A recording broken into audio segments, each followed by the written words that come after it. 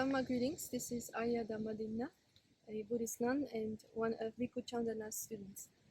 As you're about to watch a Dhamma talk by Bhante, please note that he's a wandering monk. He doesn't have a home and he survives as far as food, shelter, and medicine thanks to donations from viewers like yourselves. So if you are benefiting from these amazing Dhamma talks, please consider making a donation to make sure that Bhante is able to continue doing the work that he does for all of us, freely available. Thank you. We often think that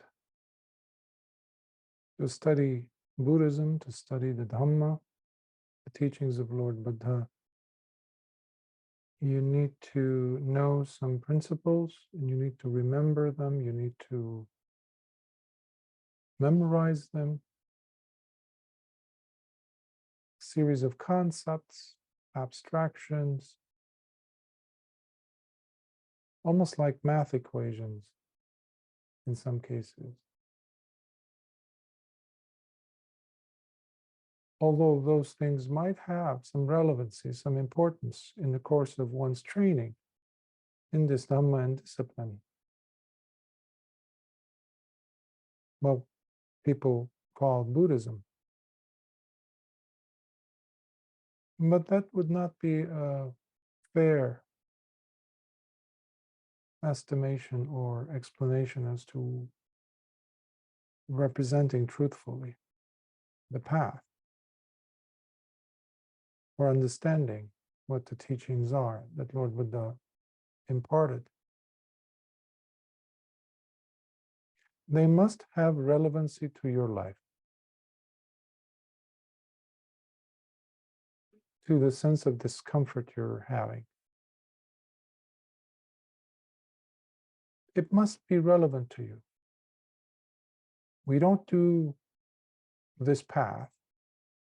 We don't do any of the parts that are important, such as sila, maintaining a virtuous life, samadhi, cultivating the mind through meditation, or add information by studying the suttas or studying some discourse somewhere, some teaching about it within it, and that's that. So it's not a matter of placing something that doesn't belong or doesn't go naturally with your life. It must. Another definition for the Dhamma is nature, natural, natural law, truth, order.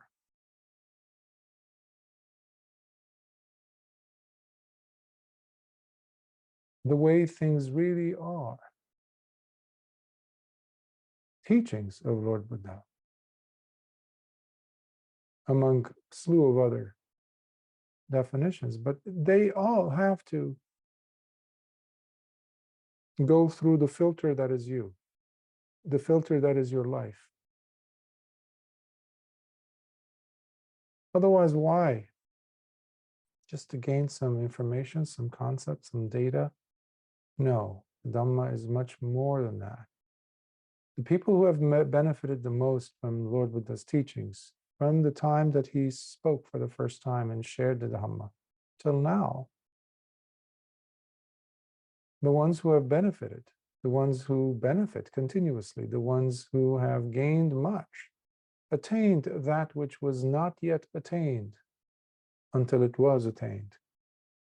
The ones who have realized things that had not been realized have realized them because they opened their lives to the teachings, their own lives, the doors of your life. They opened, you must open them to the teachings. So what I'm trying to encourage you by saying these words is to bring out the Dhamma from the books and invite them into your life. Especially the theme of today, which is causation. Today we'll be going over the Digha Nikayas, the long discourses,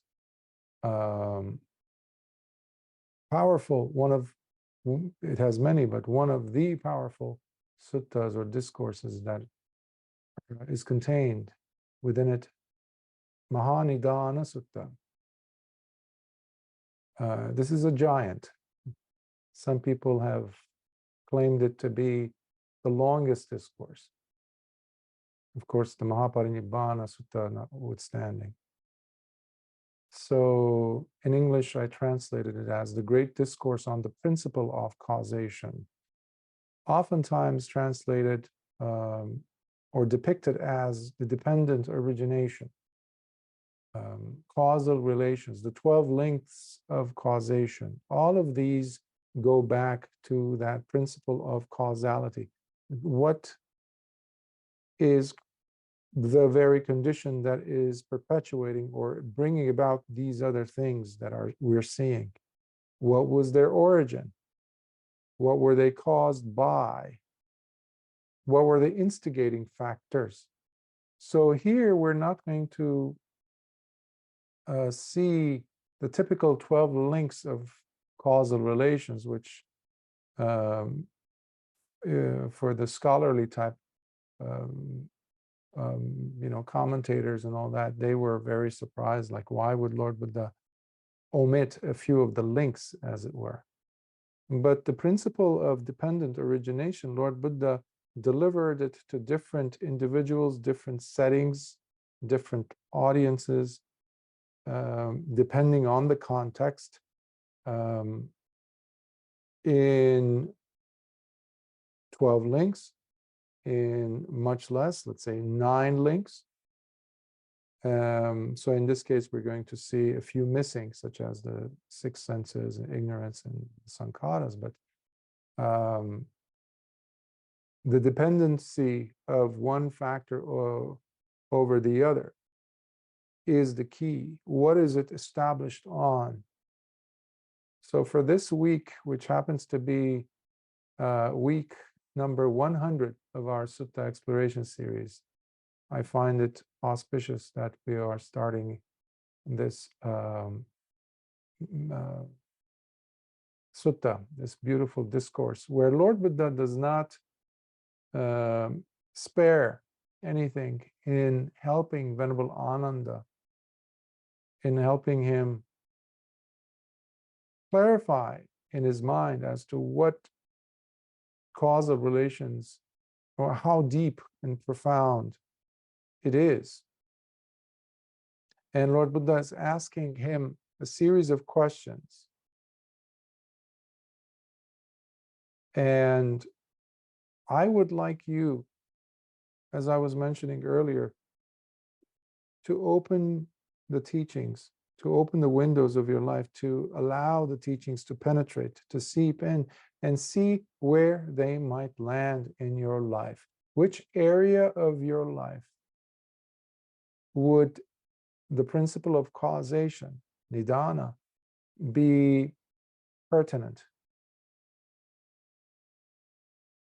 Now, this is not necessarily an intellectual affair at this point. You need to allow it to happen, but you must allow yourself to be listening to the words spoken by Lord Buddha as you hear me go through them.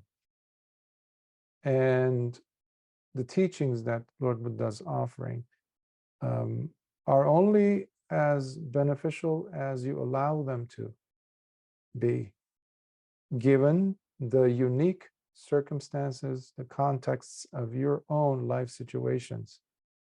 So there needs to be trust. And so therefore, those individuals and audiences who have benefited the most, as I was mentioning earlier, are and have been the ones who've trusted. Trust is big in this path. Sometimes translated as confidence, sometimes translated as faith. They all are part and parcel of saddha, which has to do with allowing, which means there needs to be this humble arena or air of humility from us individuals. And in my practice over the years, I've found that to be extremely, extremely powerful in developing one's understanding of the Dhamma. So it's a long sutta because it comes from the long discourses, Digha Nikaya, but I will try my best to go over as much of it as possible. Perhaps we would need to do 2 weeks. We'll see. So Digha Nikaya so DN number 15.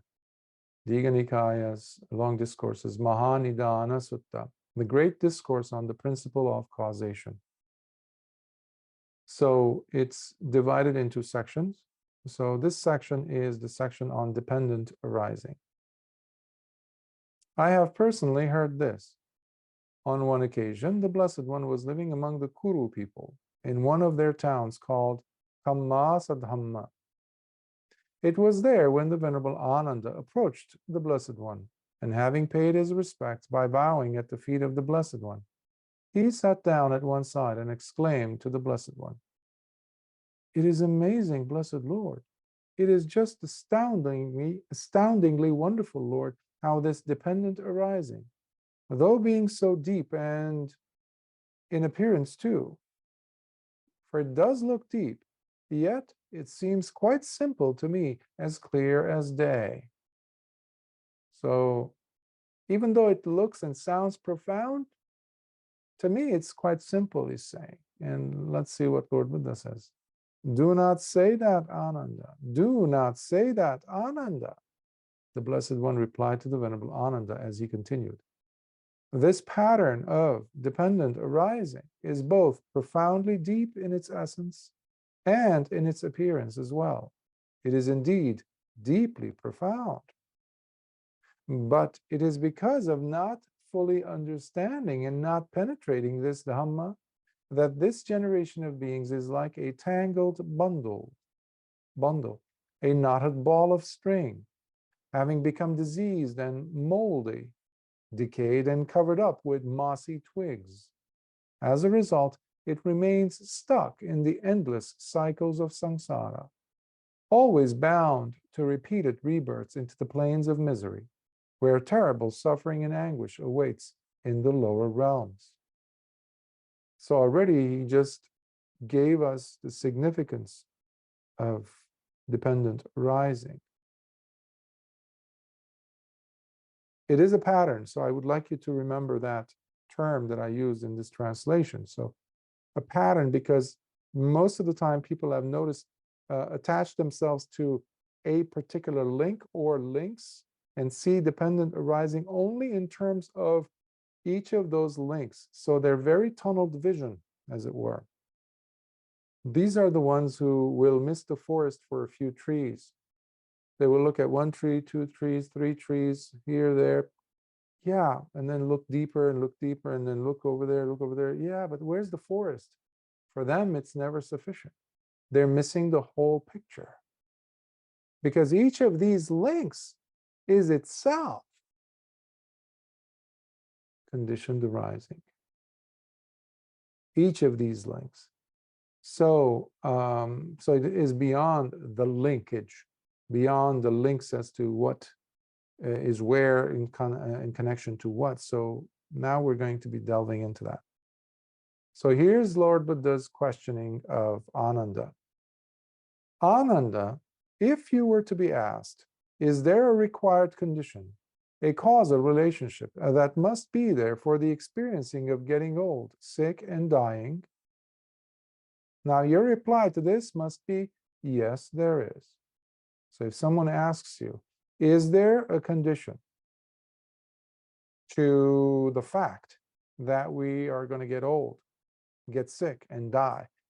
Would you say that there is or are conditions? Something that is a prerequisite for these things to occur?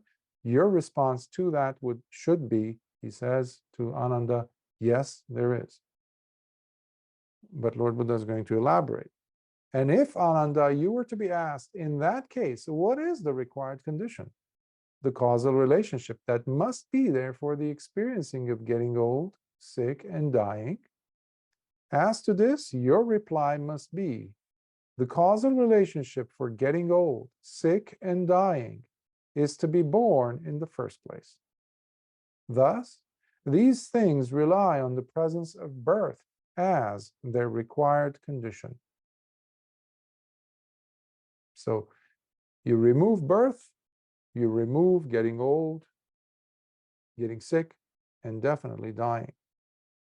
So the link, the fact, the condition, the cause for those three to occur is birth. Now, if you notice, this is an unusual way to start. If you've done some reading or you're familiar with dependent origination or dependent arising, paticcasamuppada, you'll notice how Lord Buddha starts from an unusual angle. Usually he would start from ignorance, then he would go to sankharas, then he would go into vijnana, namarupa, etc., etc. But here, or he would start from the end. So here he's picking up getting old and sick and dying. And then he jumps backwards to come to the cause of these things. And he points it out as being none other than birth. But he doesn't stop there. If, Ananda, you were to be asked, is there a required condition, a causal relationship that must be there in order for birth to take place? Your reply to this question must be, yes, there is. And if, Ananda, you were to be asked, in that case, what is the required condition, the causal relationship that must be there for birth itself to occur? To this, your reply must be, the causal relationship for being born is wanting to re-become in the first place. Thus, being born relies on the presence of the desire for re-becoming as its required condition. So being born doesn't happen haphazardly, just like a fluke, a mistake or something like that. No. Even though many people think, oh, they've come to me over the years and said, oh, my father, my mother, they've told me after years that I was just a mistake. That's, here we have to go beyond that. You had a lot to do with that. You, the person, had a lot to do with that. And that is what Lord Buddha is highlighting as well. He's saying the desire for re-becoming. In Pali, the term is bhava. Birth is jati, or rebirth is jati. So bhava, sometimes it's called becoming, but it has within it, it's not something passive. It's very involving birth, this phenomenon of birth. I mean, a whole lifetime depends on that, doesn't it? The whole life. So that's why the person, when they're dying, when they're breathing their last breath,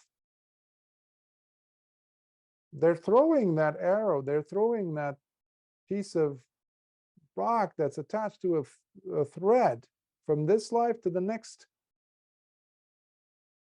waiting for possibilities, the desire to re-become, bhava, becoming. That itself, Lord Buddha says, is the very reason why there is, or the cause for birth to take place. 3. If, Ananda, you were to be asked, is there a required condition, a causal relationship that must be there for the desire to re-become? Now your reply to this must be, yes, there is. And if, Ananda, you were to be asked, in that case, what is the required condition, the causal relationship that must be there for the desire to re-become to occur? Here your reply must be, the causal relationship for having the desire to re-become is grabbing on. Thus, it relies on the presence of grabbing on as its required condition. Grabbing on, this is my way of translating it. Others use clinging usually, or grasping. For me, I've mentioned this several times, clinging or grasping at least clinging, feels very like a passive affair. It's like you're just like clinging, there isn't something intentionally involved, as it were, in that word. For me, it doesn't anyhow. So grabbing on or holding on, hanging on, it involves more. It involves intentionality. Upadana has everything to do with intentionality. The willingness to not let go, grab.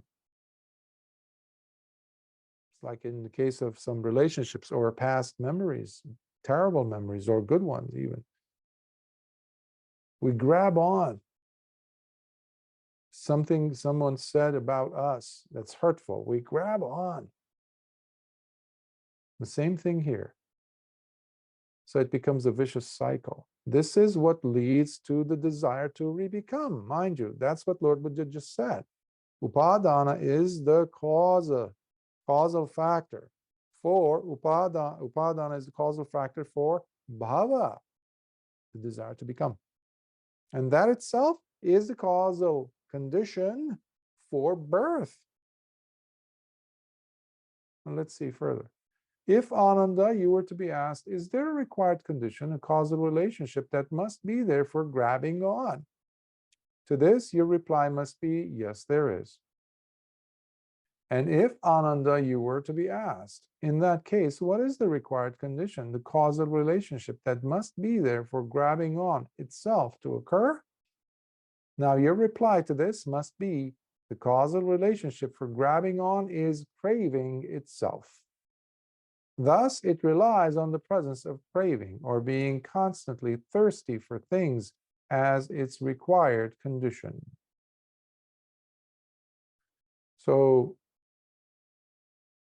the desire, the craving here, it's a thirst. It's tanha in Pali. Tanha means like you try to quench your thirst constantly, and it's unquenchable. That's craving. Again, the English word doesn't do justice to the Pali. Tanha. So long as there is the presence of craving, then there will be clinging or grabbing, holding on, not wanting to let go. It's similar to a fasting, for example, for the body. When the body is not getting food, you're subjecting it to fasting regimen, for example, for whatever reason. And the body is holding on to the fat cells. The body is holding on to everything. So it starts to get rid of things that it can get rid of or use as energy. But then the moment you feed the body some snacks, all of a sudden it's okay. So now it grabs onto that and it does its best, especially sugars, anything that has to do with starch.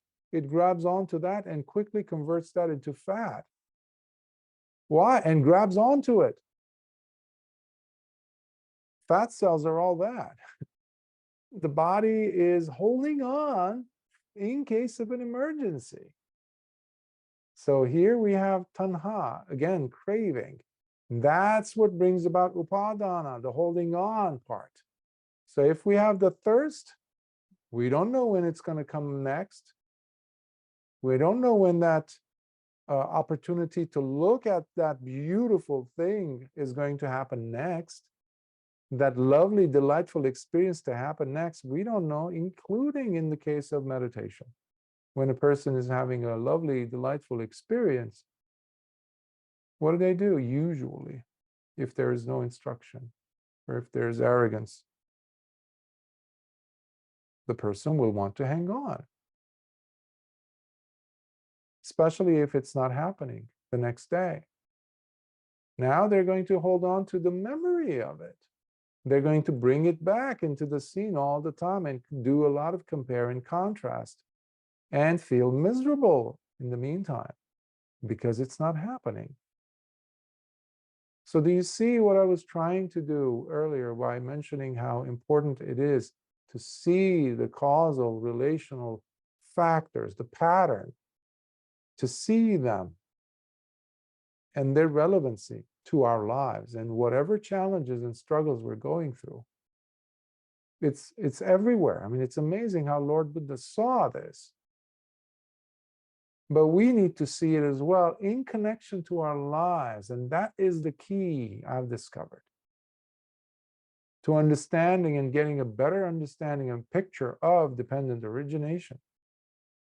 Paticca Samuppada, when you bring in your life, the dictionary of your life, and you open it up and you see, you try to see relevancy, relationships between what is happening to your life and looking for those patterns that Lord Buddha is talking about in the Paticca Samuppada in your own life.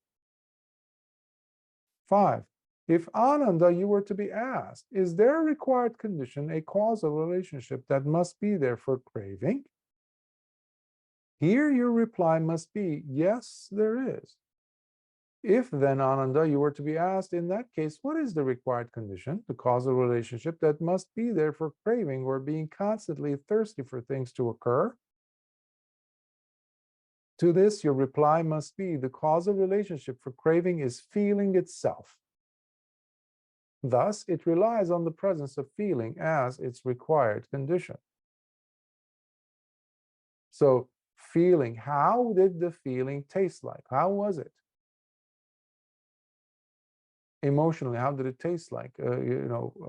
If there is craving, in this case, we can look at it as something that was pleasurable, delightful of a feeling, and we want to repeat that. But it doesn't happen. What do? We grab on, even the memory, the possibility of it. We're grabbing on. We don't even see what's happening in front of us. We ignore other feelings that are taking place, especially the neutral ones. Lord Buddha will unlock these even further, so I don't want to take too much time here with each. And if, Ananda, you were to be asked, is there a required condition, a causal relationship that must be there for feeling to occur? To this, your reply must be, yes, there is. And if, Ananda, you were to be asked, in that case, what is the required condition, the causal relationship that must be there for feeling to occur? To this, your reply must be, the causal relationship for feeling is contact itself. Thus, it relies on the presence of contact as its required condition. Contact. Something that we barely, if ever, pay any attention to. That's what sati has to be eventually finding its way to the source. You can look at contact as the source for living experience. So we're sharpening our sati, our mindfulness, to be able to detect things faster and faster and faster, and until they get to, even because feeling compared to contact is much grosser. It's more detectable. That's what I'm trying to say, feeling as such. But contact is much more fleeting. It's very quick. So that's why we need to become really, really good at our sati, our mindfulness practice. That's why sati and sampajanya during the day, applying full awareness. How is my body situated? How is my hand moving? What am I touching? Now, what's the temperature like? Is it soft? Is it hard? Is it cool? Is it hot? All these textures that my body's touching. So the body is very, in that sense, it's concretizing. It helps us to be making these teachings more tangible. That's why the body is the quickest way to the deathless, Lord Buddha says in the book of the ones of the Anguttara Nikaya, numerical discourses. Now, Ananda, if you were to be asked, is there a required condition, a causal relationship that must be there for contact? To this, your reply must be, yes, there is. And if, Ananda, you were to be asked, in that case, what is the required condition? The causal relationship that must be there for contact to occur. To this, your reply must be, the causal relationship for contact is Namarupa. Thus, it relies on the presence of Namarupa as its required condition. So Namarupa here, it's interesting because earlier, if you notice, I mentioned how in this sutta, we don't see the normal 12 links. If you were paying attention, you would see how, wait a minute, Bhante, why did Lord Buddha miss the 6 sense bases? Well, there's a point. There's always, context is extremely important in this path, especially when we're looking and trying to understand suttas, reading, listening to suttas. Context. Lord Buddha always cared a lot about context, and we should too. So Namarupa, here we're going to see in a few minutes its importance in connection to vijnana, because the whole point of the sutta is, you can think of it as in terms of magnifying, highlighting, putting the spotlight on vijnana, consciousness. And the way we're going to get to vijnana, you're going to see in a minute, is none other than namarupa, name and form. You can think of it as name and form.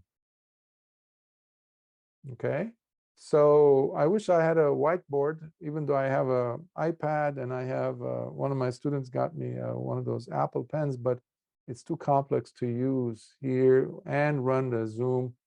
So if I had a traditional whiteboard, I would be able to explain it further. But essentially, what I'm trying to make a reference to here is the importance of knowing the breakdown of nama and rupa. So we'll start with the easier part. Rupa is, think of it as form, material form, things that have to do with materiality, including the 4 great primaries. Think of them as the 4 elements, which we've talked about many times. The element of earth, or rather solidity, something that is impenetrable, thick, solid, matter as such. Second is water, which represents fluidity.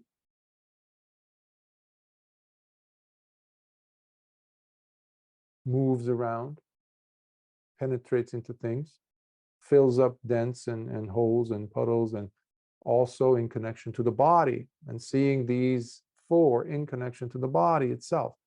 3 is fire, fire element, fiery heat, your digestive heat, the heat that is required in your brain to make the brain function, in each cell to keep it going. You can even think of it in terms of the energy, the batteries that run each of the cells, the mitochondria, for example, etc. And lastly, air,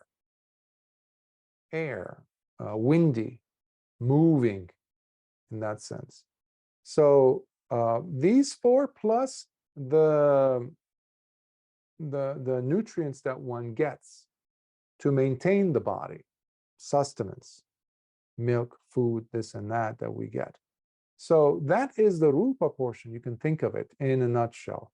The nama portion, which is often misunderstood, even though it's clear in the suttas, misunderstood on part of the scholars, of course, and commentators over the years. But it has 5 parts, nama. So we have feeling, we have perception, we have attention, we have intention. And of course, I'm not saying them in order. Some people will say, well, that comes first, Bhante. No, take it easy. So feeling, perception, intention, contact, and attention, manasikara. So these 5 make up the nama group. nama, what we loosely term as name, the name portion of the name, and form. So I would like you to put that in a nice transparent bundle, but a bundle or a bag nevertheless, where you can refer back to whenever we hear the term nama rupa. Okay, so thus it relies on the presence of nama rupa as its required condition. If, Ananda, you were to be asked, is there a required condition, a causal relationship that must be there for nama rupa? Here your reply must be, yes, there is. And if, Ananda, you were to be asked, in that case, what is the required condition, the causal relationship that must be there for nama rupa to occur? To this, your reply must be, the causal relationship for nama rupa is consciousness itself. Thus, it relies on the presence of consciousness as its required condition. So now we see Lord Buddha's connecting of the dots. He says, in order for nama rupa to come alive, as it were, you need consciousness. You need consciousness. Thus, it relies on the presence of consciousness as its required condition. And if, Ananda, you were to be asked, is there a required condition or causal relationship that must be there for consciousness? To this, your reply must be, yes, there is. And here, Ananda, if you were to be asked, in that case, what is the required condition, the causal relationship that must be there for consciousness to occur? Here, your reply must be, the causal relationship for consciousness is nama rupa itself. Thus, it relies on the presence of nama rupa as its required condition. When I first came across this sutta, this phrase caused both of my eyebrows to stand up, and I was like, what? If you are a big proponent of linear thinking, if you have not tossed it out by now, now is the time to do so. Because we think in terms of linearity, things being linear. A, next comes B, next comes C, next comes D, etc. It has to be like that in the mind. That's what we're taught. But that's not how it happens in real life. So many factors are at play, one leaning against the other. So think of it in terms of leaning, one leaning against the other, instead of, well, first this has to happen and then that.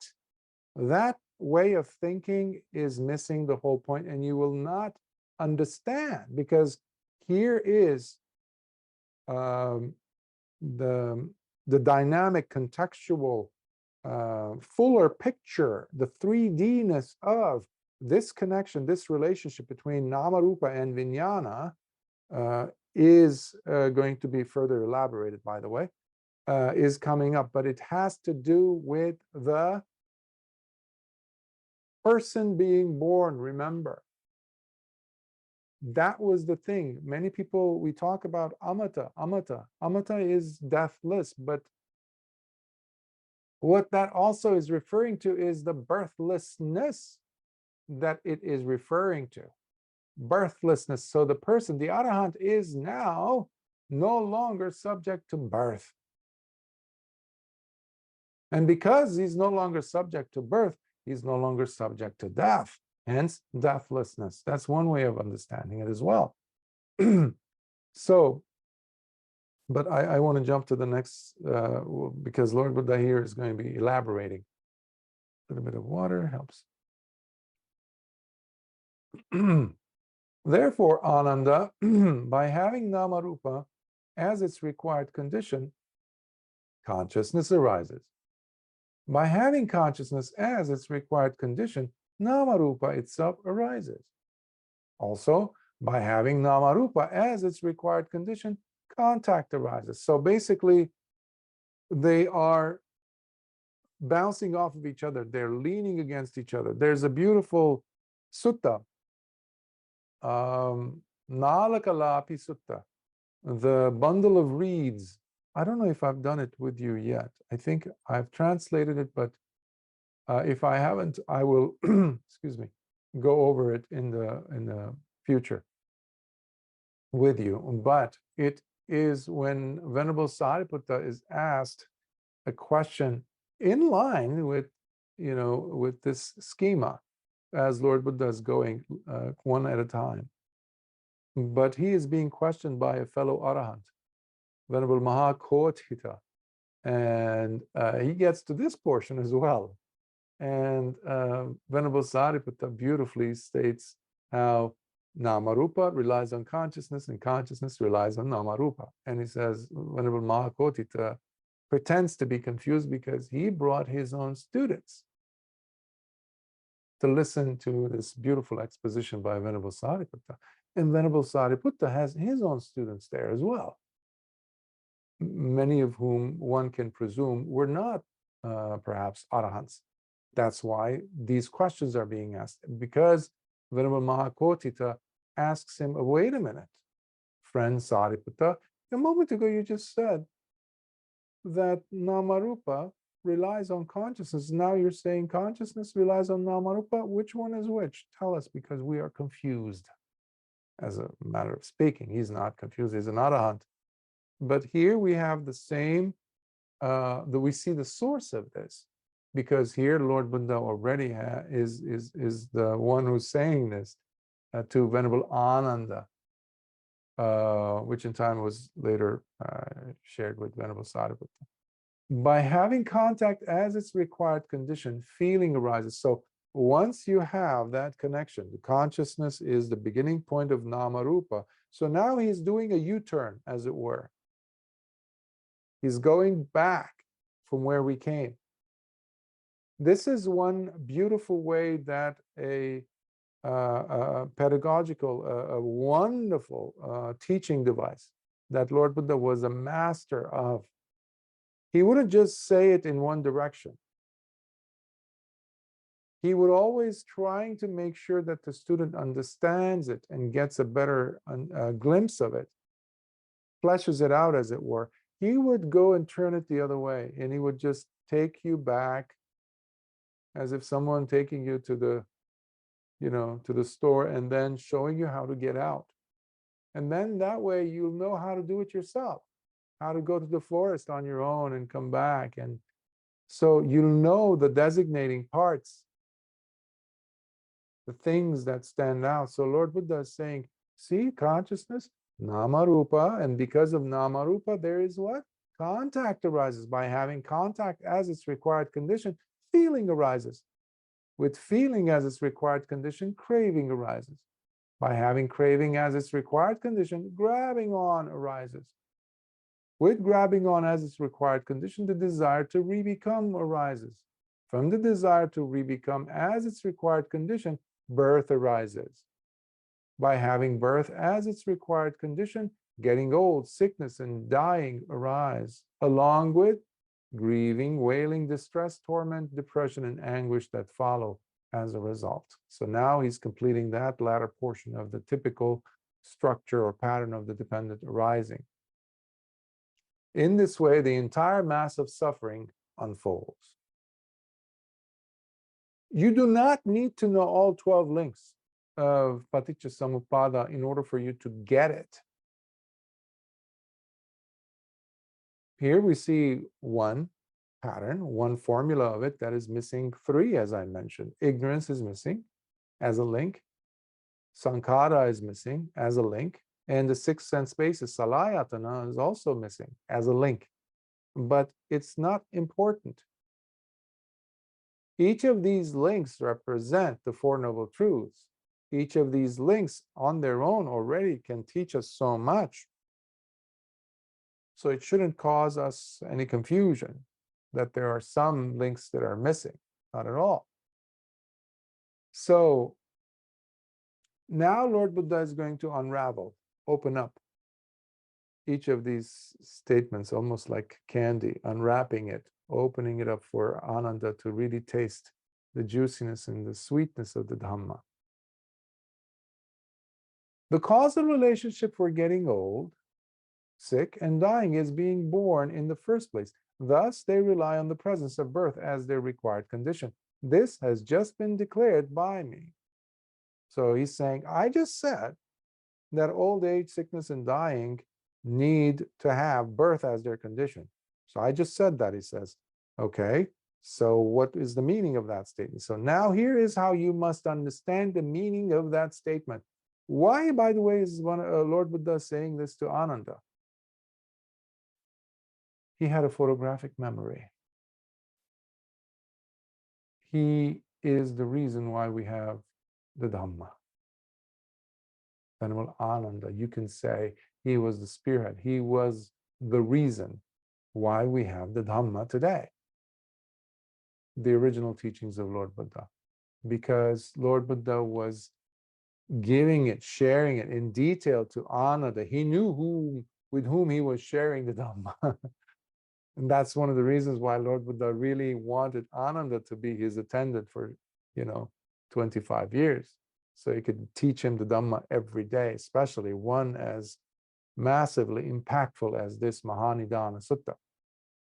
So that was another context for you to have, a contextual element for you to have in the back of your mind pertaining to this sutta specifically.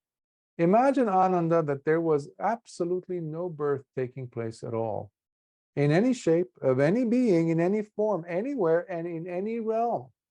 As in, no devas being born into the deva realm, no gandhabhas born into the realm of gandhabhas, no yakkhas into the realm of yakkhas, no earthbound spirits into their realm, no human beings born into the human state, no quadrupeds born into the state of quadrupeds, no birds into the state of birds, no reptiles into the state of reptiles, nor of any being born into its corresponding state of existence. Okay? So imagine there's none, no birth in any of these. Now, if this were to be the case, where absolutely no birth ever took place, from such a complete absence and utter cessation of birth, would there still be such things as getting old, sick, or dying? No, blessed Lord, Ananda said. Self-explanatory, right? So you see, Ananda, birth itself is the very cause and reason, the one that has the direct causal relation to getting old, sick, and dying, for it is their required condition. One time, I mentioned this a few times, a person comes, an older man who's lost, I think, his daughter or son, and he's grieving. His hair is all wet, and that's a typical way of mourning in that culture, in India. And Lord Buddha, he's asking Lord Buddha, and he says, why do we suffer? Why do we die? Why, Gautama, why do we die? And Lord Buddha says, old man, were you born? The man shrugs his shoulders, like, basically, what kind of a question is that? Of course I was born. I'm looking at you. I'm talking with you. I'm alive. I have a shadow. I am born. And he says, okay, if you're born, if you're accepting that, then this is going to be there. Death. So don't come surprised if you stick your hand into the fire pit, burning. Don't come to me saying, oh, how come my hand is all burned with 3rd-degree burns? And it's like, what is this? Well, you stuck your hand there. Birth. Don't stick your head in there. But if there isn't, then there cannot be any death. There's not even a talk about getting old. In one sutta,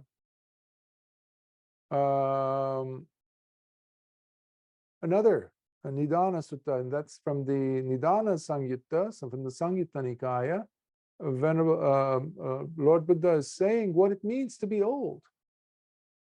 He's breaking it down even for people to kind of like, bite-size pieces of knowledge, like what it means to be old.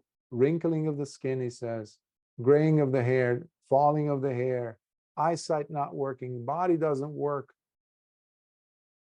All these things, that's getting old. Same thing with death, becoming a corpse, lifeless. Well, all these things won't happen if there's no death, if there's no birth. We never consider that. Yet somehow, whenever there's a baby born, there's a celebration. If anybody is smart enough, if anybody has some level of intelligence, they will say, what did you do? Why did you show up again to have to suffer, undergo all this? We celebrate birthdays. We never think about these things. What are we? Who are we kidding? Birthday of what? What's going to happen? So we need to give the individual as many tools as possible so they can navigate. Now they're in the jail cell. Now that they are in the pit, in the fire pit, okay, we have to give them tools so that they do not suffer as much. But don't come to Lord Buddha and say, well, how come I'm suffering? You are born, you know. That's why I tell people constantly, living your life in preparation for death is extremely important. Not just the last moment of your life. Of course, that one is really like the climax of your life, in a sense, to really check your attitude, your mind. Are you throwing that arrow to the next birth? Are you having the desire to re-become or not? So many people have really freed themselves from ever being reborn again at that moment. But you need to prepare. That's where the Dhamma comes in, to teach you, to help you, to train you for death, that moment, which is a guarantee, nothing to run away from. In fact, that's something that we look forward to, in a sense, in preparation for, because it will be the ending of suffering. Of course, arahantship itself is already that moment of release, after which it doesn't really matter. Because while alive, the arahant is someone who has relinquished birth and death. They are truly, utterly, completely free. And that is what Lord Buddha's intention is, to teach the Dhamma. So everyone who comes across the Dhamma could experience the same as he did. Full release, full liberation from suffering. So you see, Ananda, birth itself is the very cause and reason, the one that has the direct causal relation to getting old, sick, and dying, for it is their required condition. Further, Ananda, the causal relationship for being born is wanting to re-become in the first place. Thus, being born relies on the presence of the desire for becoming as its required condition. This also has just been declared by me. Here is how you must understand the meaning of that statement. Imagine, Ananda, that there was absolutely no desire for becoming at all, in any shape, of any being, in any form, anywhere, and in any realm, such as no desire to become in the sensual realms, or kama loka, we call it in Pali, nor in the Brahma or form realms, rupa lokas, nor in the formless realms, arupa lokas. Now, if this were to be the case, where there would be absolutely no desire for becoming at all, and from such a complete absence and utter cessation of the desire to re-become, would there still be such a thing as birth? There's zero desire to re-become in any of these realms. Would there still be such a thing as birth? And Venerable Ananda says, no, blessed Lord. So you see, Ananda, the desire to re-become itself is the very cause and reason, the one that has the direct causal relation to birth, for it is its required condition. So don't have the desire to re-become. Unfortunately, in today's world, while living, people already have a desire for re-becoming again. and they're still in the prime of their life. They're still like, yeah, I believe in rebirth and I actually want to come back as. Some people even had, surprising, it's a new low in intelligence, I think, to say, oh, I want to come back the same way as I lived this life. I want to re-experience all these things. What's wrong with you? Haven't you had enough of pain? The situations will be different, and chances are you will not have the Dhamma next time you show up. Meanwhile, it's like the river flowing underneath your feet. You're not even aware.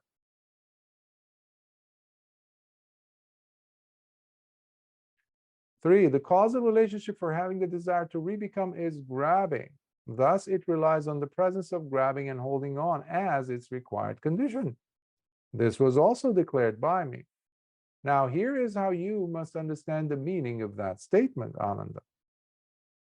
Imagine, Ananda, there was absolutely no grabbing onto anything at all, by any being, anywhere and in any realm, such as no grabbing on to sensual pleasures, no grabbing on to views, opinions, training rules, traditions, various forms of practice, no grabbing on to teachings, or theories about the permanency or substantiality of a self, none whatsoever.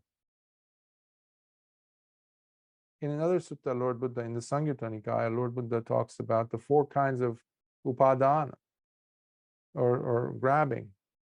And one is for sensual lust, sensual things, sensuality, things that cause you pleasure. The other one is the grabbing on to views. Another one is to rely on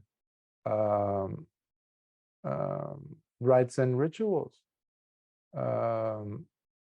And then the 4th one is the relying on this concept or belief that I have a substantially present, some unchanging, undivided, something that cannot be decimated, obliterated, something that carries on from life to life type of a self.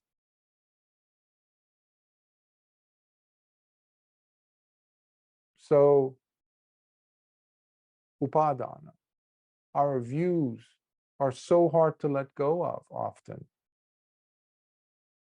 People have such a hard time to let go of their terrors, their traumas, their fears, because it has become part of them. That it's like think of it as a combination of all these different upadanas into one, because there's a sense identity, self-identity there. There's a sense of, it becomes ritualized in the case of a person who has obsessive compulsive disorder.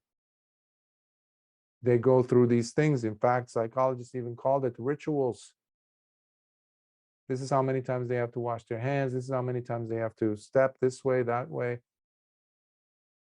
I've dealt with that as a child after my own trauma. So it's painful. It's living in hell, and you can't get out. Why though? Why? There's no bars. There's nobody with guns and yelling at you to stay in that hell. It is the clinging, the grabbing, the not willing to let go, the holding on,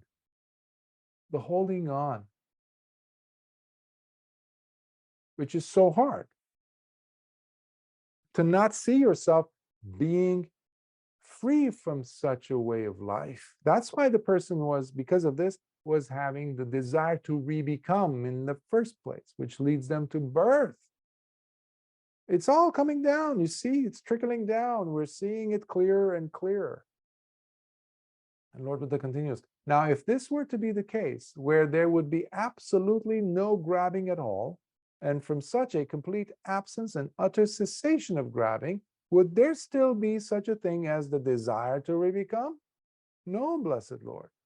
So you see, Ananda, grabbing itself is the very cause and reason, the one that has the direct causal relation to the desire to re-become, for it is its required condition. So, grabbing, leads to the desire to re-become, bhava. 4. The causal relationship for grabbing is craving itself. Thus, it relies on the presence of craving, or being constantly thirsty for things as its required condition. This was also declared by me. Now, here is how you must understand the meaning of that statement. Imagine, Ananda, that there was absolutely no craving or thirst for anything at all by any being, anywhere and in any realm, such as no craving for any visible forms, no craving for any sounds, for any odors, flavors, touches, or of thoughts. Of thoughts, too, remember. Also, no craving for any sensuality, no craving for becoming, as well as no craving for not to become either. Vibhava. So there isn't even that. Now, if this were to be the case, where there would be absolutely no craving or thirst for anything at all, and from such a complete absence and utter cessation of craving, would there still be such a thing as grabbing on? What do you think the answer is? No. No, blessed Lord. So you see, Ananda, craving itself is the very cause and reason, the one that has the direct causal relation to grabbing on, for it is its required condition. People will tell you in this modern, so-called modern, materialistic, capitalist or post-capitalist or modern capitalist systems, where you have to buy and you are basically whatever it is that you own, whether it's something intrinsic like a title, some letters at the end of your name, an education, where from, but especially what type of possessions you have, what things you have craved and went after, or you still do have. People celebrate the presence of craving in themselves as well as in others. When summer is coming, people are talking about asking, so where are you going to go this summer? Or the weekend, oh, it's a long weekend. What are you guys planning on doing? Where are you planning on going? Oh, we're planning on traveling here, there, this, that. We're going to. What is that? It's a celebration of craving, isn't it? We want. Now, if you were the one who says, no, I'm just going to be staying at home. Oh, you're going to watch a TV? No, actually, I removed the TV from its walls. There's no TV. Oh, so you're going to go on Netflix? You're going to watch some videos, some movies on? No, I don't have Wi-Fi. Immediately, that brings the image of depression, or somebody who's extremely, like almost on the verge of suicide or something in their mind. Because if you're not a craving individual, if you're not a bundle of craving, there's something wrong with you. That is, unfortunately, the society we're living in. Sometimes I would look at individuals, especially traveling through so many airports. Immediately, the person gets, if they didn't already have the phone in their hand, looking at it as they're sitting somewhere, about to sit. But I would be curious to see as to who does not have a smartphone in their hand, or a laptop open, or an iPad open, or not talking to a earpiece. What do they do? What did people do before all these things? I get excited every time I see somebody who's just sitting there. It's a rare sight, as you can imagine. So craving is something we carry with us, but we do not understand the full ramifications of possessing it in our hearts, possessing craving, even if it's for something minor sounding. Be careful, because it's going to lead you to upadana, grabbing. You never take craving lightly. It's almost like being a little bit pregnant. It's being pregnant. There's no little bit. You're either it or you're not. So you must take it very seriously. Do I have craving or do I not? It's as simple as that. It's a clear cut. And so long as we have craving, watch out, because upadana is right there, holding the hand already with craving. Craving cannot be without upadana, by the way.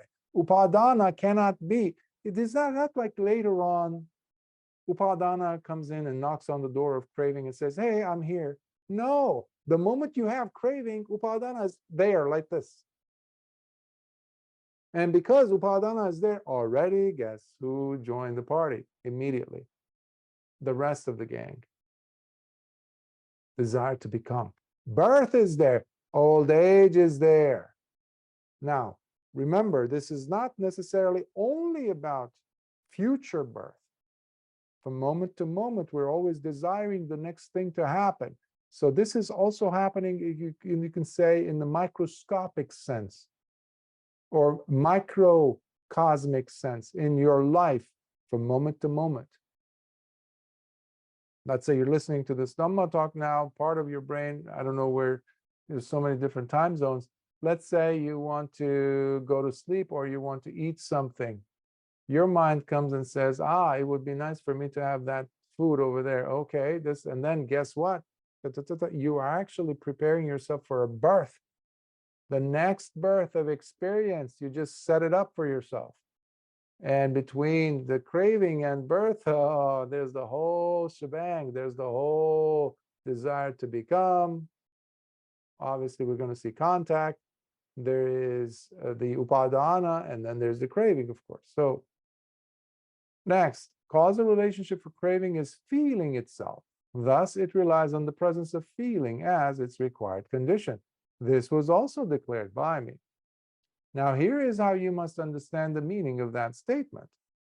Imagine, Ananda, that there were absolutely no feelings experienced for anything at all by any being anywhere, such as no feelings that occur through the eye due to contacting visible forms, no feelings that occur through the ear due to contacting audible sounds, no feelings that occur through the nose due to contacting odors, no feelings that occur through the tongue due to contacting flavors, no feelings that occur through the body due to contacting tangible objects, and no feelings that occur through the mind due to contacting mental objects or thoughts. So if none of these things are happening, you said. Now, if this were to be the case, where there would be absolutely no feelings experienced for anything at all from such a complete absence and utter cessation of feelings, would there now still be such a thing as craving? Craving needs something in order for it to show up.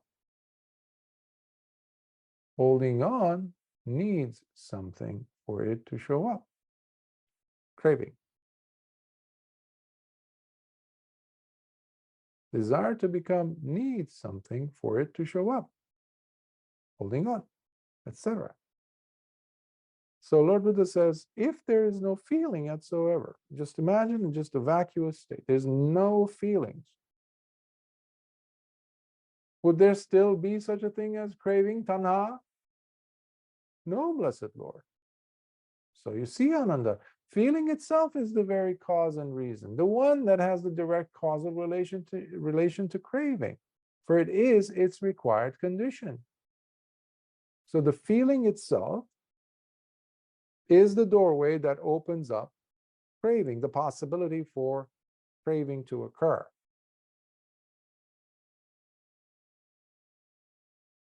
Therefore, Ananda, by having feeling as its required condition, craving arises. By having craving as a required condition, one starts seeking or longing after things.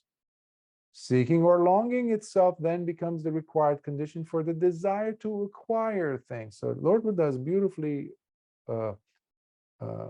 outlining here the time factors of, like, you know, the episodal evolution, if you will, how events take place, one leaning on the other. So if you have feeling, craving arises. If you have craving, then you start longing after things.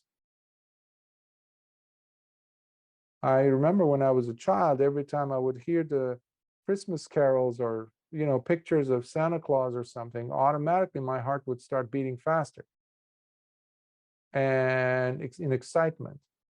And that usually would mean that we might get some good clothing or new shoes or something. So the mind now starts anticipating that we were going to get those things. So so you start seeking and longing. Why though? Because of craving. But how did it happen? Because I saw something. What? The Santa Claus image. And it made me feel a certain way. Feeling. Now, this is key for us to remember the importance of maintaining sati, to see the feeling as it's happening. That is why sati and sampajanya are so important. Specifically, yoniso manasikara. Wise, radical because it looks at the roots. The root here is the contact that led to the feeling, of course, but the feeling also, you can still capture it at that point and see, oh, okay, so this is a delightful feeling. There's no harm done yet. If there is yoniso manasikara, if the attention is there to see it, yes, I see. Oh, now I think oh yeah, that's the craving waiting for me to just okay this, to look at this delightful and be absorbed in this experience of delight. Oh yes, becoming nostalgic about this, that experience, that, and then you bring in the memories and you're already in ignorance land. Sankharas are there. You're run by habitual drives at this point, and guess what? Whoop, craving shows up. And then because of craving, Lord Buddha says, you start to long after things. The desire, and then that leads to the desire to acquire things. The desire to acquire things has prejudice or favoritism as its required condition. By the way, acquiring things goes in the face of modern day materialist, propaganda-ridden, all about money and things you possess. That, this is totally anti that.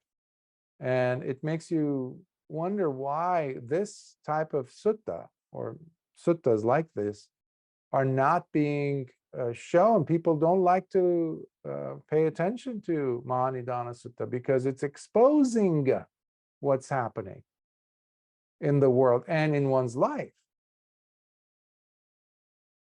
No wonder people go and listen to Ratana Sutta or other suttas, because it's easier. It's like, yeah, if you say this many times, then you're going to actually have, or Mangala Sutta, Jaya Mangala, oh, you're going to get a lot of money coming in, a lot of this. And we're not paying attention to beautiful suttas like this because it puts our lives under the crosshairs where we look and with some discernment. Am I living like this, like Lord Buddha is advocating? Or am I actually going to the slaughterhouse of life to show up again in another form? That's where everybody's going, by the way, unless you are one of the few who's turning and making a U-turn and saying, no, thanks, I'm out. Let's see what Lord Buddha has to say about this, and let me follow that method of training and get myself released by not making these mistakes in thinking, in processing, in deducing about life. So he says, the desire to acquire things has prejudice or favoritism as its required condition. With prejudice or favoritism as its required condition, passionate desire arises. You prefer one thing over the other. How they make you feel, again, comes back to feeling. Modern psychologists, they're still trying to catch up to all these insights that Lord Buddha was sharing with the world. They're still way behind. Because it's all about feeling. Today, if a salesperson is trying to sell you something, one of the basic rules of salesmanship is you have to tap into the person's emotions. You sell to the emotions, they say. Don't talk to them cognitively. Don't logically, rationally try to make the sale mean something or make sense to them. They're not going to. But the moment you tap into their emotions, that's why they use music. That's why they use different things, sense, this, that, odors, images, to capture some aspect of your mind that has some emotional charge, a knot tied to it. And they got you. With prejudice or favoritism as its required condition, passionate desire arises. With passionate desire as its required condition, holding on while savoring things takes place. Holding on while savoring things then becomes the required condition for wanting to take possession. You don't want to, this is what happens in this crazy, stupid tradition that somebody, sure, but in advertisement thought about it. What was it? The Black Friday, the day after Thanksgiving in the United States, for example. If you happen to work at a mall or at a store, you really have to be careful, especially if you're a security person or somebody who's standing at the door, because you have these almost like Genghis Khan's Mongol hordes about to destroy the gates, rush into the store and take stuff, as it were. Meanwhile, nothing is being offered for free. But it's the illusion that people have, oh, it's going to be dirt cheap, so I have to go.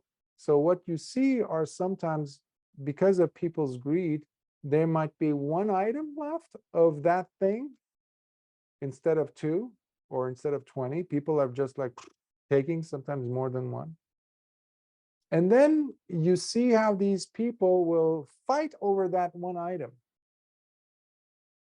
I think the whole thing with COVID at this, with the toilet paper started in Sydney somewhere. I think it was some women at the store were, they wanted to grab and hoard toilet papers. And people started fighting, and someone put it online, and all of a sudden it spread like wildfire. You had the same thing happen all across the globe. Toilet paper. Stupidity.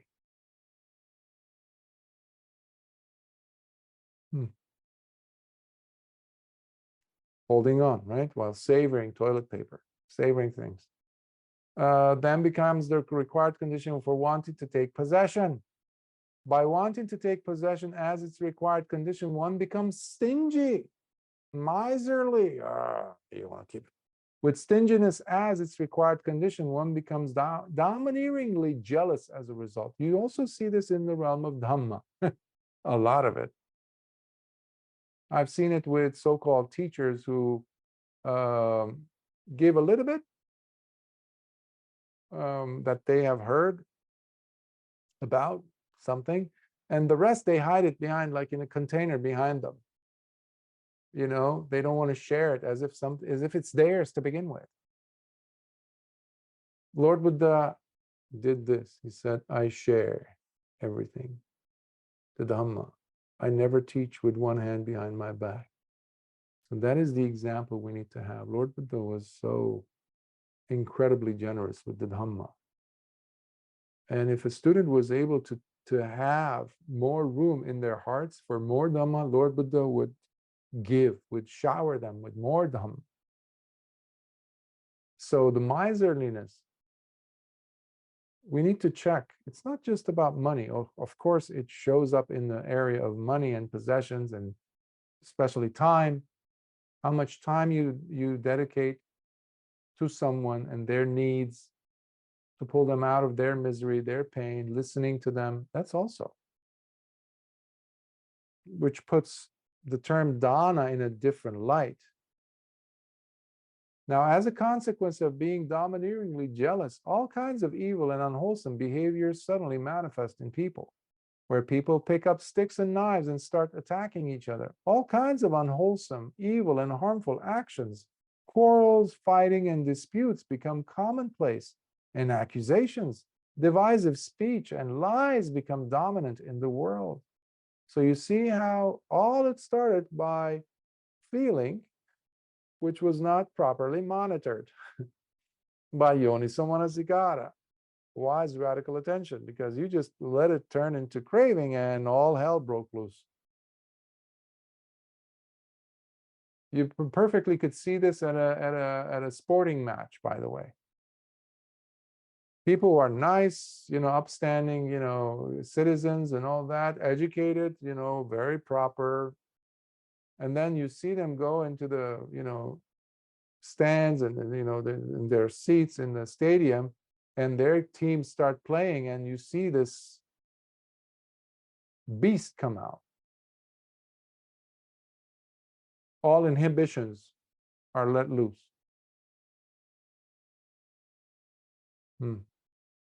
Even animals, vicious animals, look at us and, stunned as to the level of insanity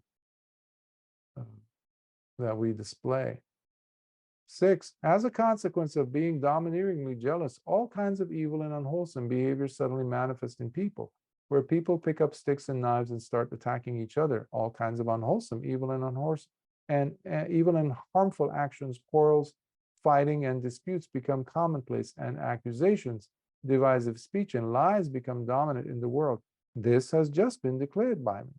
Now, here is how you must understand the meaning of that statement. Imagine, Ananda, that there was absolutely no presence of domineering jealousy in any being, towards anything and anywhere at all.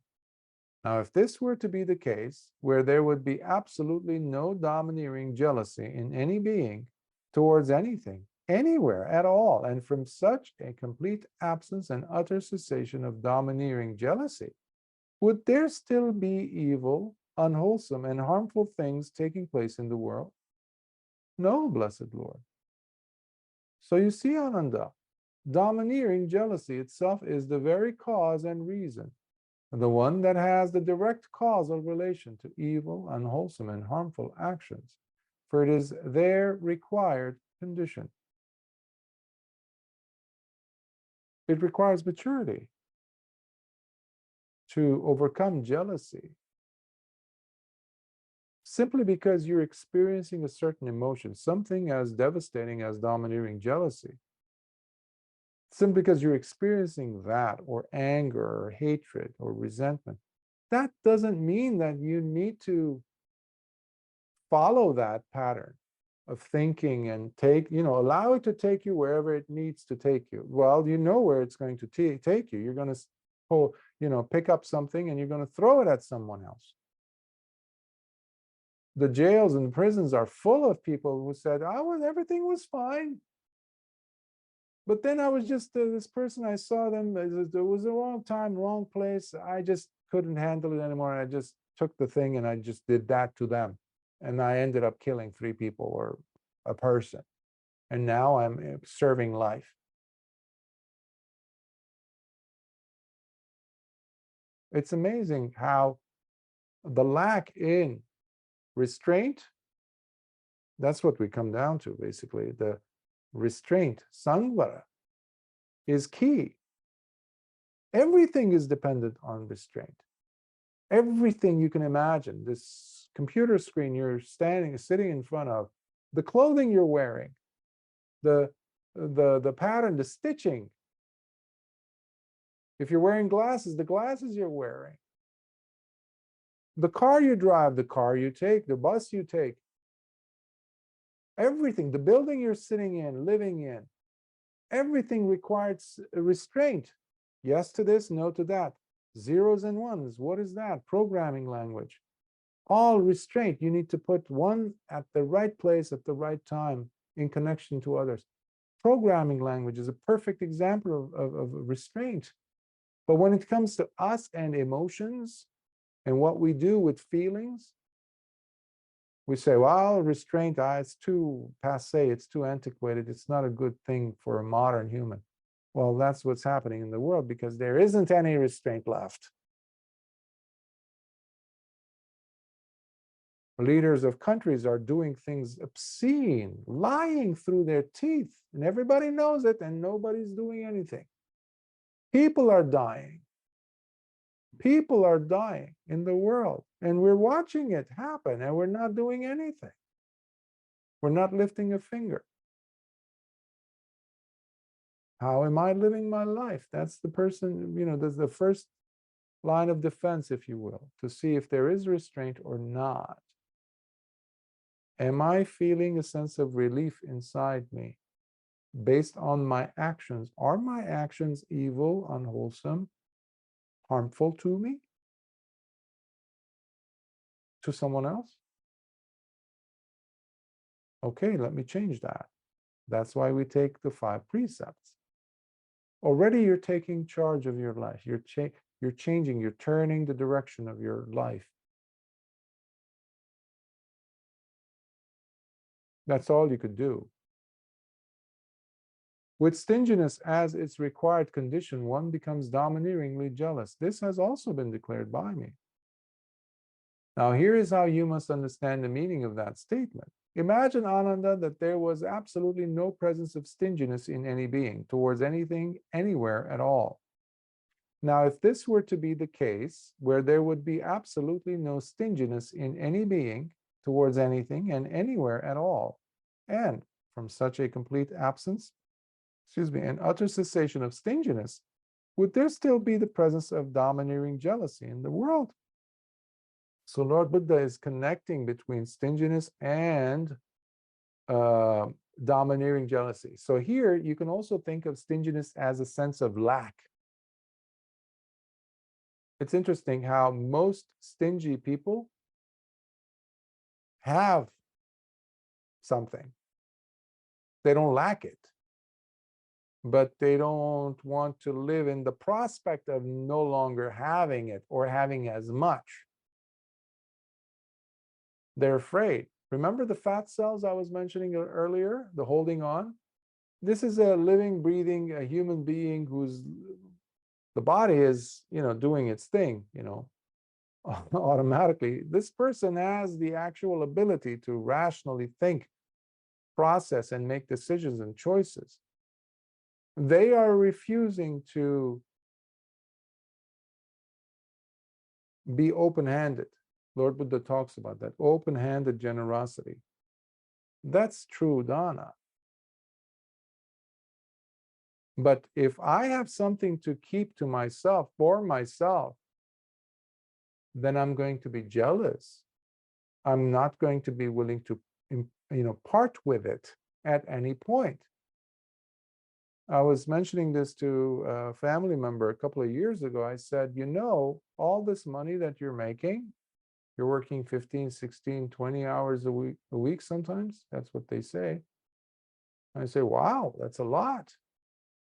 Yeah, you bought this house, you bought that house, you have this Mercedes, you have that car. Okay, fine.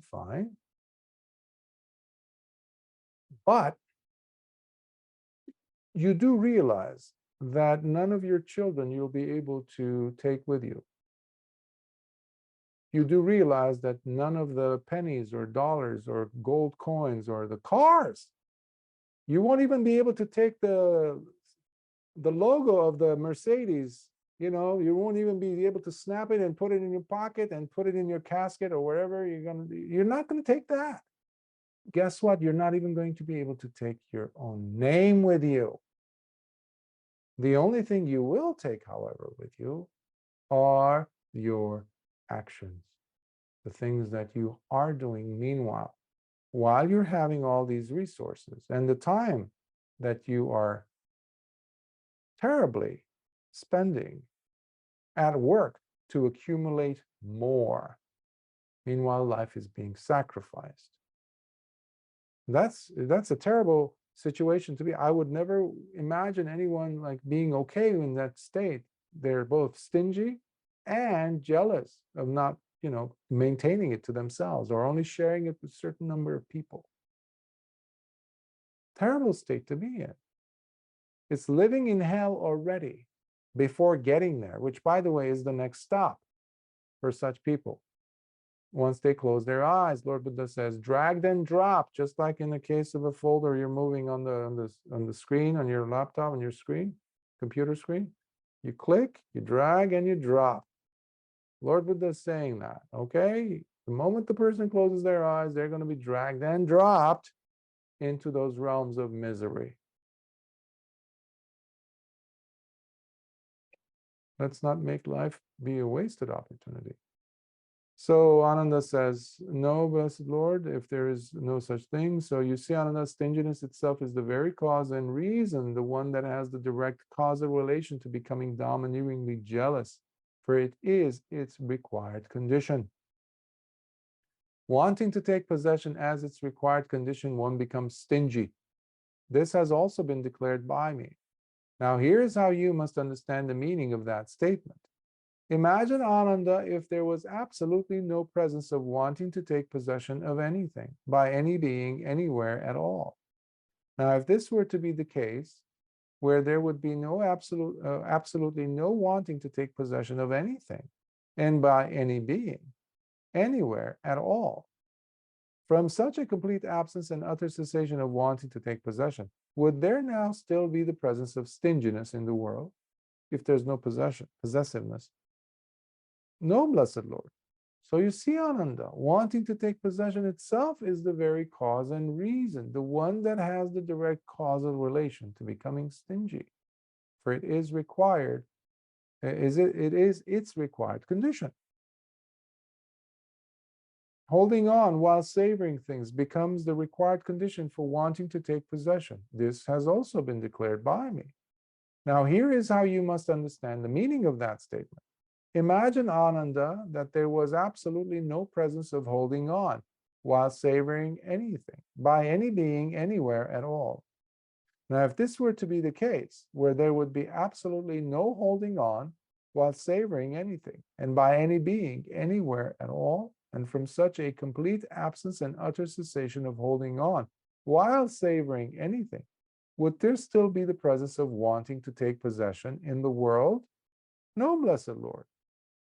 So you see, Ananda, holding on while savoring things itself is the very cause and reason, the one that has the direct causal relation to wanting to take possession, for it is its required condition. I highly encourage you to, after this talk today, perhaps not too long after, maybe in a few hours or tomorrow, find the time to sit down and maybe jot down the things that you feel or you know after you carefully observe, ask questions, whether you do have things that you are possessive towards. It could be even individuals in your life. It could be relationships. It could be your job.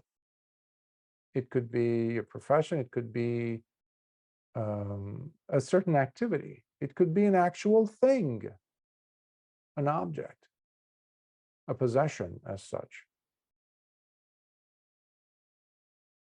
I mean, just see if you can conjure up your own ways of asking the question. So there won't be Venerable Ananda sitting across from you, but imagine you're asking that of yourself. This is one very important way to check in. And Lord Buddha was a big advocate of this. He would say this again and again to bhikkhus to take, inventory, to sit down and with themselves and see, okay, what do I have? Yeah, I'm studying all these things and I'm sitting and meditating and I'm doing all these things. Okay, but let's sit down and be honest here for a moment. When this happens, am I overrun? Is my heart obstructed by greed, passions, anger, hatred, delusion? A good, successful meditator must do that practice. It doesn't have to be a bhikkhu to be doing it. But he was addressing bhikkhus. So we often have a different vision than what's happening in reality.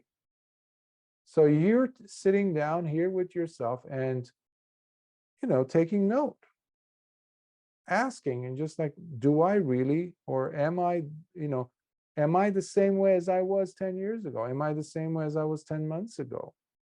When this situation happens, do I relate to it differently now that that I'm practicing more, or I'm studying the Dhamma? That kind of questioning is really key to chiseling out a successful path for yourself in this Dhamma and discipline, because now okay, so you're being honest. Remember humility I was mentioning in the beginning. It teaches you humility, to see things as they are taking place without sugarcoating anything. And if there's miserliness, if there's stinginess, am I really generous person? Or am I saying, you know what, let them over there be generous. I have other things here that I have to take care of. Is that truly generous? Would I like this to happen? And it's not happening. So that's another way of approaching it. How would you like your world to be? So these asking the right questions are essential to getting the right answers. So with passionate desire as its required condition, holding on while savoring things takes place. This has also been declared by me. Now here is how you must understand the meaning of that statement. Imagine, Ananda, that there was absolutely no presence of passionate desire towards anything by any being anywhere at all. Now, if this were to be the case, where there would be absolutely no passionate desire towards anything and by any being anywhere at all, and from such a complete absence and utter cessation of passionate desire towards anything, would there still be the presence of holding on while savoring things in the world? No, blessed Lord. So you see, Ananda, passionate desire towards things itself is the very cause and reason, the one that has the direct causal relation to be holding on while savoring things, for it is the required condition. This path will lead you to what we call viraga.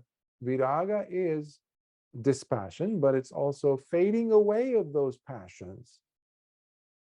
I've had people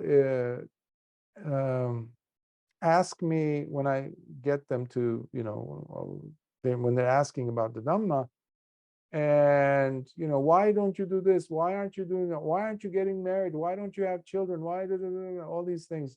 Basically, they narrow it down to the presence of passion being equal to living a fulfilling life. You remove passion, you remove life. So what kind of a life is this that you're living? You're dead to passions, basically. So that it's a thinking of a putujana, okay, pure and simple. But I always bring them back to the presence of suffering, which passions are simply trying to camouflage. It's like putting lipstick on a dead corpse, trying to make them look pretty. Especially if the dead corpse is, livid, turning black and blue, and in the, every 5 minutes you have to pluck out those, worms, the maggots that are coming out of their nostrils, mouth. That's what life is. That's why people have to go and get a new activity, new desire, new thing, new. Why? Because their life stinks. There's no happiness. That's why they constantly have to go after new passion. So you remain passionate. Well, remember that hand going into the hot pit? That's what the person is doing, because even the person who's sticking their hand into the fire pit, there might be a millisecond of extreme sensitivity to fire, and the brain might, for a millisecond or a nanosecond to be exact, might say, wow, that's an amazing experience, but it sure enough blows up in your face, because now you have to deal with months and months of therapy and excruciating pain. That's why people go and cheat on their spouses. People who go and steal things, even though they don't need them, but they steal because it gives them a certain sense of excitement, even though they will be taken to prison, even though they're going to ruin their marriage, their relationship.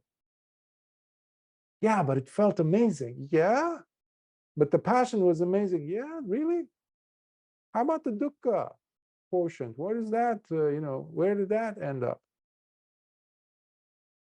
That's foolish living, pursuing passions, because they change anyhow, because there is no permanency. Passions are always seeking permanency. We will never find them. With prejudice or favoritism as its required condition, passionate desire arises. This has also been declared by me.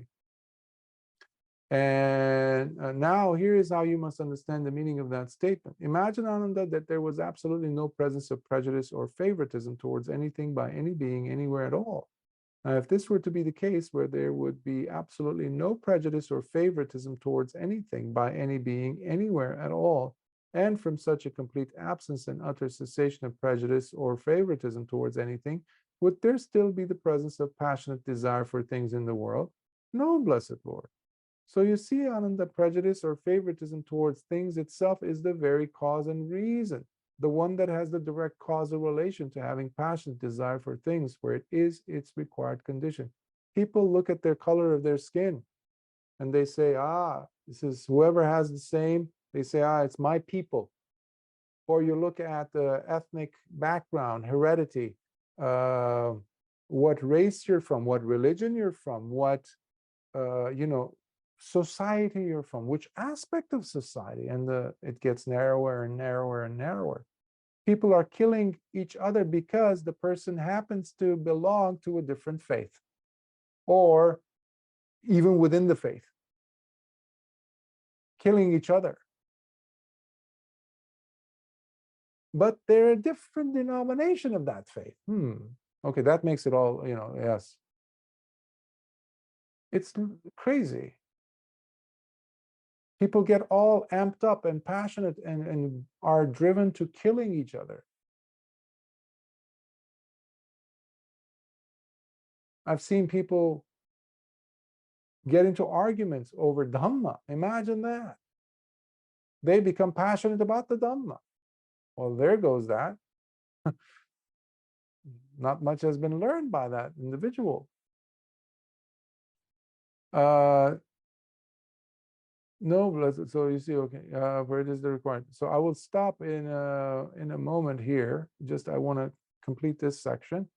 The desire to acquire things has prejudice or favoritism as its required condition. This has also been declared by me. Now, here is how you must understand the meaning of that statement. Imagine, Ananda, that there was absolutely no presence of desire to acquire anything by any being anywhere at all.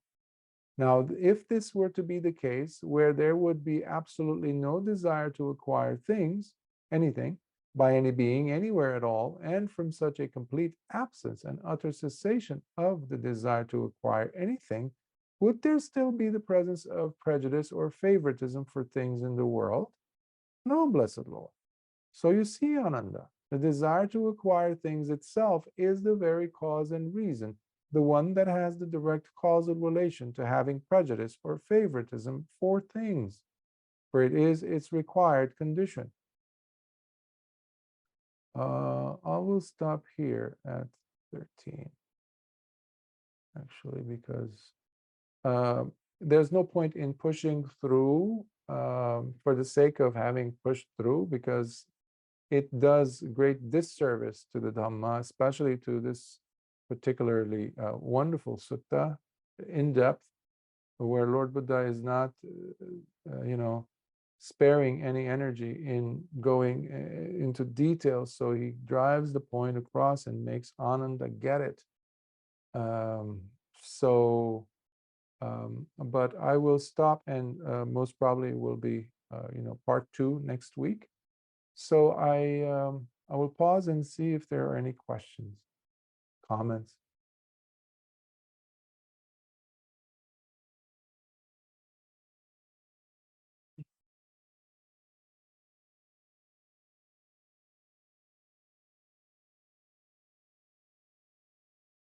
Okay, I don't see any hands.